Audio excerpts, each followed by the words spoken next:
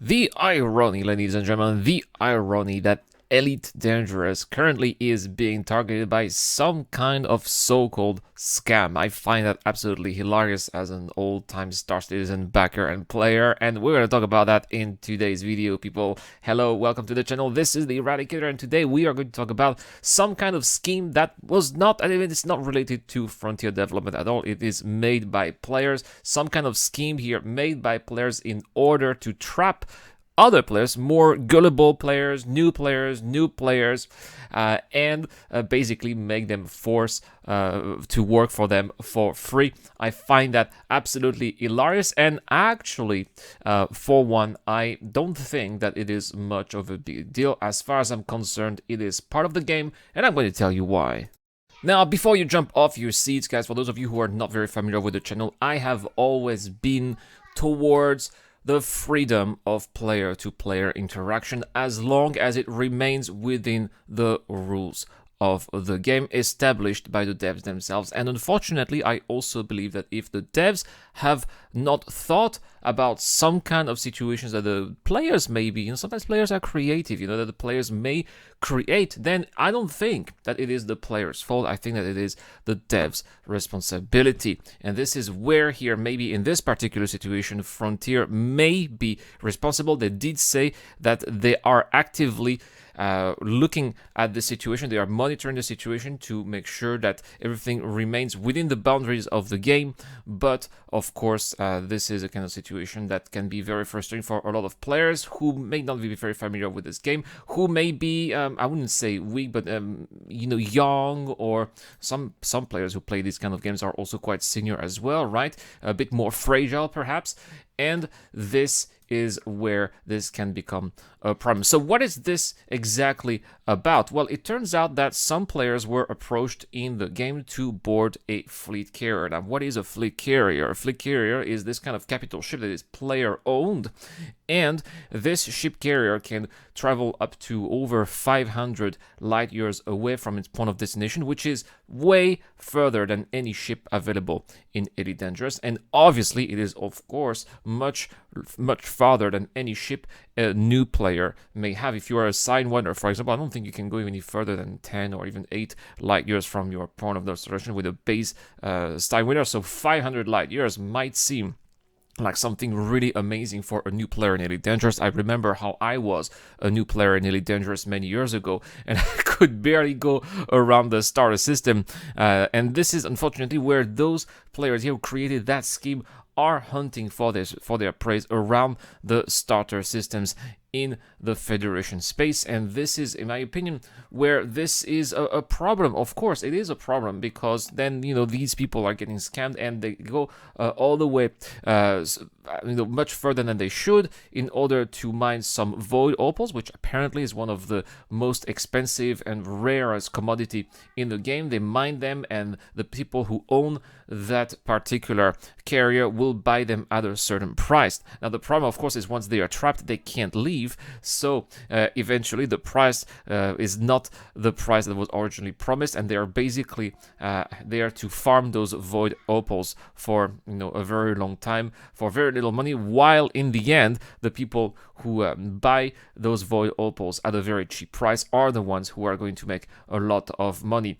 And the only solution to get out of this scheme is to either talk to the people who created this scam, who unfortunately are apparently, according to some of the articles that are out there online, are not very friendly. Sometimes they can be a little bit insulting or rude or even racist, people are saying. Again, I haven't experienced all of that. I haven't seen that with all of my own eyes. I am just reporting what we can see all around the internet. Sometimes we all know that the internet can exaggerate a little bit.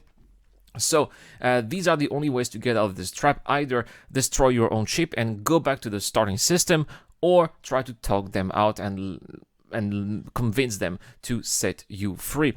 Now, here is why it's not a big deal, in my opinion, if you are a starting player. The starting ships, thinking, again, all the way from the Sidewinder to the Cobra and even the Asp to some extent, are quite cheap to buy. I mean, it's just a few 100,000 credits, right? Yeah, sure, the green is a little bit annoying, but it is nothing to how the green is going to be in the future when you are going to get to buy, for example, a Federation Corvette, right? Or those kind of, an Anaconda, those kind of big ships. If this is what you are going to lose, and especially if it is fully upgraded, I can understand you might want to think twice before making the decision to self-destruct your ship and go back to the bubble. But if you are a new player, I think that one, it's not much of a big deal because the grind is not that big, and second, it's a good lesson to remind you that you should not trust anyone. There are evil people out there, and you have to be careful. And this is, in my opinion, what is the lesson out there in this so-called scam, is that it is part of the game. The developers did not create any safeguards to prevent those kind of actions from happening. Elite Dangerous is just like Star Citizen, people tend to forget, but these are multiplayer games, MMO, massively multiplayer online games. They are also PvP games, although in Elite Dangerous, of course, you have that PvP slider, but that's a whole topic for another day.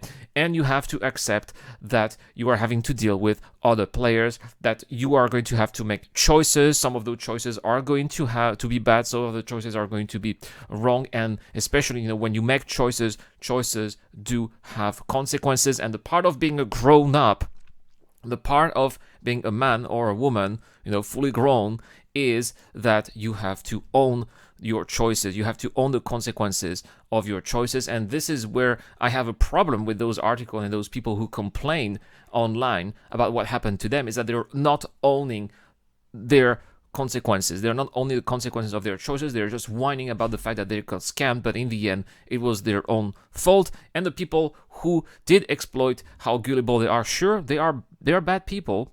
I'm not going to say that these people are have high moral standards. They don't, but at the same time, they did not break any rules. The Frontier devs did confirm that it is still within the boundaries of the terms of services, as long as, of course, they don't harass, they don't insult, and they don't say any racial slurs. But that is a whole topic. But as far as gameplay, as far as emergent gameplay, that's what we're talking about here. It is still within the part of the game, and that's why, yeah, it's a scam within the game. Sorry if you were amongst those people who were boarded inside, who were taken aboard that fleet carrier and sent so far away that you can't return. You got scammed indeed, but again, it's part of the game. Yeah, it's your fault. And there are some people who do actually, some of the articles, sorry.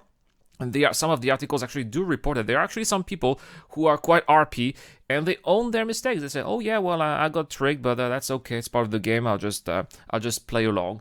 And kudos to these guys. In my opinion, this is a mature way of taking the situation, and probably these guys here are going to get eventually the respect of their of the people who did scam them and set them free. I think that, in my opinion, yeah, those people who are not crying about it and owning their mistakes are those who are going to probably the most likely to be set free and return to the bubble at some point. Just my opinion, of course. But anyway, please let me know in the comments down below. Are you an Elite Dangerous player? Are you surprised by the situation? Have you ever been in such a situation? I would like to know everything, and let me know in the comments down below. That's all for this video, guys. Thank you so much for watching. Have a wonderful day. Don't forget to please hit the subscribe and like button. It really helps me with the YouTube algorithm, and I'll see you tomorrow for more content. This is the Eradicator. I'll see you guys later. This video is brought to you by the people who support this channel on Patreon and via the join button as well. Supporters of the channel get access to lots of cool perks, such as access to my private Discord, your question answered in the show, you get to know when I'm going to play, and also you get to have a chance to influence the editorial line of the channel. Any help is appreciated, starts at just $1 a month. Thank you very much for watching. This is the Eradicator, and I'll see you guys later.